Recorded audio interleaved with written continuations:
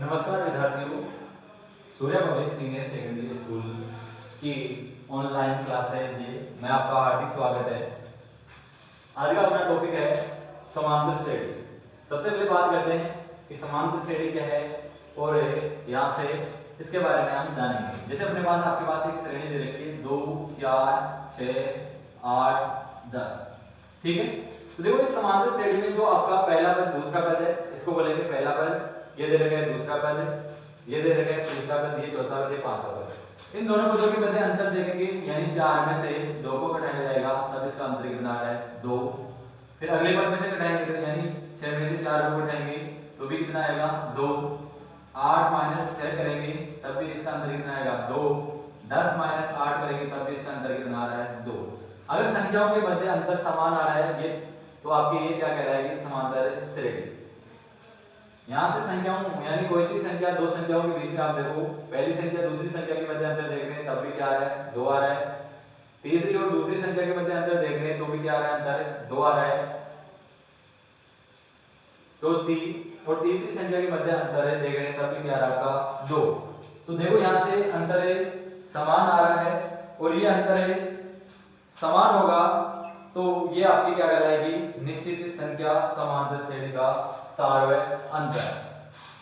यहां से देखो ए का मतलब क्या होता है आपका पहला पद, ए को क्या बोलेंगे पहला पद। तो यहां से पहला पद क्या हो जाएगा आपका 2। फिर आगे देखते हैं डी का मतलब क्या होता है सार्वत्रिक अंतर। और सार्वत्रिक अंतर कैसे निकालते हैं, दूसरा पद माइनस पहला पद। तो आप इसको लिख सकते हो दूसरा पद माइनस पहला पद। देखो सार्वत्रिक निकालेंगे, यहाँ से दूसरा पद क्या दे रखा है 4 माइनस 2, तो यहाँ से इसका सार्वत्रिक कितना जाएगा 2। तो आप किसी भी समांतर श्रेणी में ए और डी का मान निकाल सकते हैं। जैसे आगे दे रखा है, जैसे आपके पास क्वेश्चन दे रखा है 6, 9, 12, 15 का समांतर श्रेणी में प्रथम पद ए व सारा अंतर डी ज्ञात कीजिए। अब देखो इस समांतर श्रेणी में देखो 6 और 9 के मध्य अंतर 3 का आ रहा है, 9 और 12 के मध्य अंतर 3 का आ रहा है, 12 और 15 के मध्य अंतर किसका आ रहा है 3 का आ रहा है। इसलिए आपके पास ये दे रखा होगा कि ये समांतर श्रेणी। तो इसमें आपको क्या करना है प्रथम पद ज्ञात करना है। तो यहाँ से देखो पहला पद है इस श्रेणी का पहला पद होगा वो ए होगा, तो इसका पहला पद क्या दे रखा है 6। तो यहाँ से ए का मान कितना आ गया 6। अब आपको बताएगा कि सार्वत्रिक कैसे निकालेंगे। सार्वत्रिक को किसके द्वारा दर्शाते हैं डी के द्वारा, डी के द्वारा दर्शाते हैं। तो यहाँ पे सार्वत्रिक कैसे निकालेंगे, पहले दूसरा पद माइनस पहला पद। देखो यहाँ से दूसरा पद क्या दे रखा है 9 माइनस 6, और 9 में से 6 को घटाएंगे तो कितना आ जाएगा 3। तो देखो यहाँ से a बराबर क्या हो गया 6 और d बराबर क्या हो गया 3।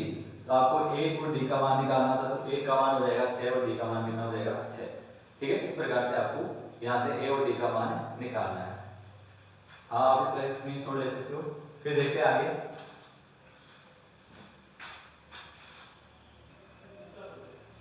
अब आपके पास आगे क्वेश्चन दे रखा है 2, 7, 12 समांतर श्रेणी का 10वां पद ज्ञात कीजिए। देखो समांतर श्रेणी का 10वां पद ज्ञात करना है तो यहाँ पे आपको एक फॉर्मूला याद रखना है, समांतर श्रेणी का nवां पद।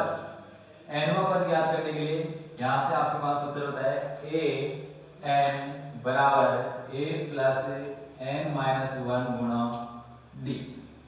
तो देखो यहाँ पे a आपको बताया था, a क्या होगा आपका पहला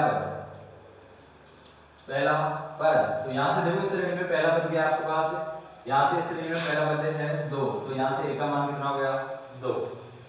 d क्या होता है आपका सार्वत्रिक अंतर। तो यहाँ से d होगा वो आपका सार्वत्रिक अंतर होगा।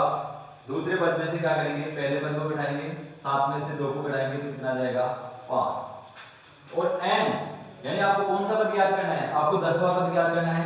तो यहाँ से n बराबर कितना हो जाएगा 10। अब आपके पास से सूत्र था an बराबर a प्लस n माइनस 1 गुणा d। यहाँ से a का मान रखेंगे, d का मान रखेंगे और n का मान रख के 10वां पद ज्ञात करेंगे। तो यहाँ से हम मान रखेंगे a n की जगह कौन सा पद ज्ञात करेंगे आप 10वां, तो 10वां पद है यानी a 10 बराबर a का मान कितना है 2 प्लस n की जगह 10 माइनस 1 गुणा d का मान कितना है 5। तो यहाँ से a 10 बराबर 2 प्लस 10 में से 1 को घटाएंगे तो क्या हो जाएगा 9 गुणा 5। तो a 10 इज इक्वल 2 प्लस 45, तो 45 से 2 को जोड़ेंगे तो कितना हो जाएगा 47।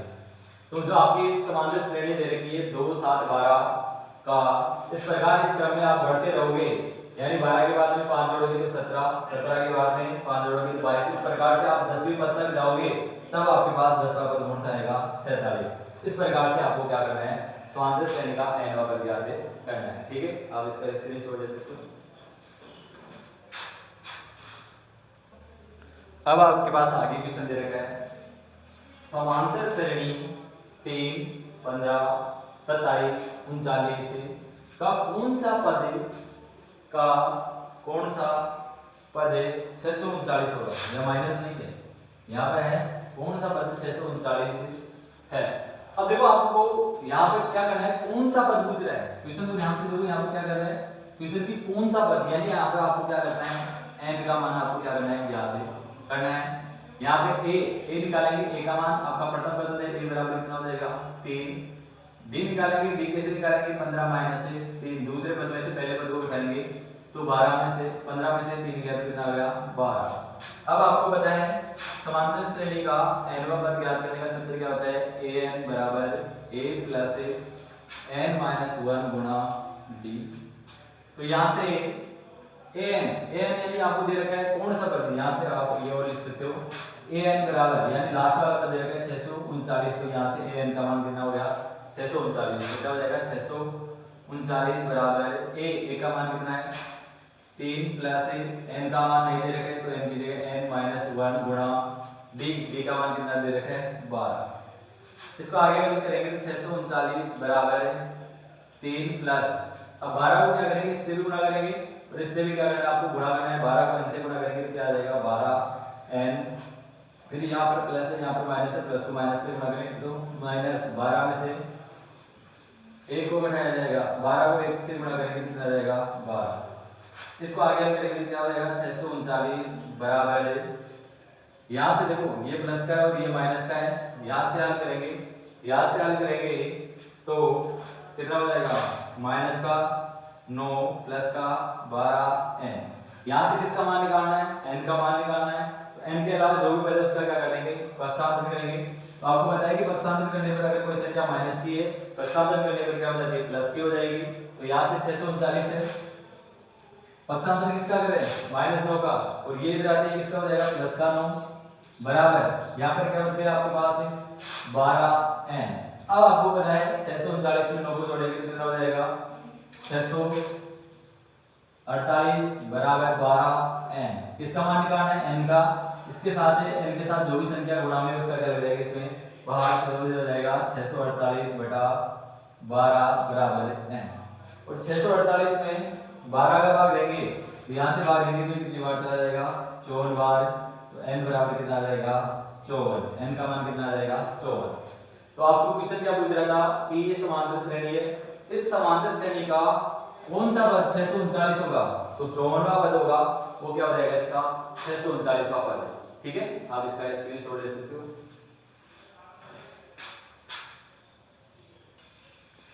अब आपके पास आगे क्वेश्चन दे रखा है एक समांतर श्रेणी का तीसरा पद 12 है और 50वां पद 106 है, तो इसका 29वां पद ज्ञात कीजिए।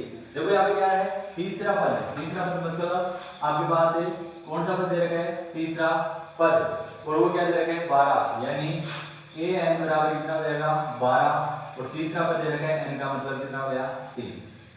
फिर आगे दे रखा है 50वां पद 106, यानी 50वां पद 106, इसका मतलब an बराबर कितना हो गया 106 और n बराबर कितना हो गया 50। अब आपके पास फॉर्मूला होता है समांतर श्रेणी का nवां पद ज्ञात करने का। सूत्र होता है an बराबर a प्लस n माइनस 1 गुणा b। यहाँ से a का मान रखेंगे, जिसका मान दे रखा है उसका मान रखेंगे। तो यहाँ से देखो an का मान दे रखा है तो n की जगह आ जाएगा 12 बराबर a का मान नहीं दे रखा तो a प्लस n की जगह क्या हो जाएगा 3 माइनस 1 गुणा b। यहाँ से हल करेंगे तो 12 बराबर a प्लस 3 में से 1 को घटाएंगे क्या आ गया 2d। और यहाँ से क्या आ गया इसका समीकरण नंबर 1। फिर आगे आपको दे रखा था कि 50वां पद 106 है। फिर समांतर श्रेणी के nवां पद दे रखा है। इस फॉर्मूले में वापस से a n बराबर रखेंगे 106 और n बराबर रखेंगे 50। तो यहाँ से मान रखेंगे वापस से तो a n की जगह कितना हो जाएगा, यहाँ से देख लो सूत्र होता है a n बराबर a प्लस n माइनस 1 गुणा d। a n की जगह आ जाएगा 106 बराबर a का मान नहीं दे रखा तो 1 की जगह a आ जाएगा। n का मान क्या दे रखा है 50 माइनस 1 गुणा d। यहाँ से 106 बराबर a प्लस 50 में से 1 को घटाए तो कितना आ जाएगा 49 और d से गुणा करेंगे तो d। ये क्या आ गया समीकरण नंबर 2। अब आपके पास दो समीकरण प्राप्त हो गए 1 और 2। अब क्या करेंगे समीकरण 2 में से 1 को घटा लेते हैं। समीकरण 2 में से समीकरण 1 को घटाने पर अब आपके पास समीकरण नंबर 2 क्या दे रखा है, समीकरण नंबर 2 दे रखा है 106 बराबर a प्लस 49 d दे रखा है। समीकरण 1 क्या दे रखा है 12 बराबर a प्लस 2d। यहाँ से घटाएंगे तो यहाँ क्या हो जाएगा माइनस, या माइनस तो यहाँ क्या हो जाएगा माइनस। ये देखो ये प्लस का है और ये किसका हो गया माइनस का, ये तो क्या हो जाएगा आपका कैंसिल हो जाएगा। फिर 106 में से 12 को घटाया जाएगा। 106 में से 12 को घटाने पर अब 106 में से 12 को घटाएंगे, यहाँ से 106 में से 12 को घटाएंगे कितना आ जाएगा 6 में से 2 गया तो 4 94 बराबर 49 में से 2d को घटाएंगे तो कितना आ जाएगा 47d। और यहाँ से d का मान निकालेंगे तो 94 में किसका भाग हो जाएगा 47 का। तो यहाँ से घटाएंगे कितने बार हो जाएगा 2 बार तो d बराबर कितना मान आ गया 2। अब आप d का मान समीकरण 1 में रख सकते हो, 2 में रख के क्या कर सकते हो यहाँ से इसका 1 का मान निकाल सकते हो। समीकरण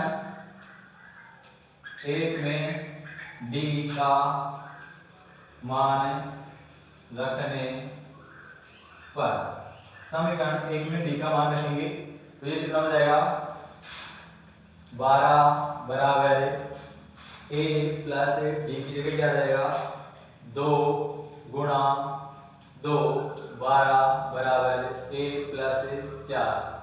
यहाँ से किसका मान निकालना है a का मान निकालना है, जिसका पक्ष सामने लेंगे इधर आते ही किसका हो गया माइनस का बराबर a। 12 में से 4 को घटाएंगे, 12 में से 4 को घटाने पर कितना आ जाएगा 8। a का मान कितना आ गया 8।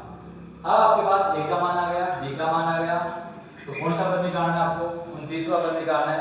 तो वापस से मान रखना है an बराबर a प्लस n माइनस 1 गुणा d। a का मान कितना है 8 प्लस कौन सा पद ज्ञात करना है 29वां तो n की जगह 29 माइनस 1 गुणा d। d की जगह कितना आ जाएगा d का मान कितना निकाला है d का मान है 2, यहाँ पर आ जाएगा 2 बराबर 8 प्लस 29 में से 1 को घटाएंगे तो कितना आ जाएगा 28 गुणा 2। इसको आगे करेंगे तो कितना आ जाएगा 8 प्लस 28 को 2 से गुणा करेंगे तो 28 गुणा 56 और 56 में 8 को जोड़ेंगे तो कितना आ जाएगा 64। तो आपका a29 यानी a29 कितना हो जाएगा 64। तो इसका 29वां पद कितना हो जाएगा 64। तो इस प्रकार से आपको पहले a भी नहीं दे रखा है और d भी नहीं दे रखा है, दो समीकरण बन रहे हैं। पहले a और d का मान निकालेंगे और फिर उसके बाद में क्या करेंगे 29वां पद ज्ञात करेंगे। ठीक है, इस प्रकार से आपको क्वेश्चन हल करना है। आप इसका स्क्रीनशॉट ले सकते हो।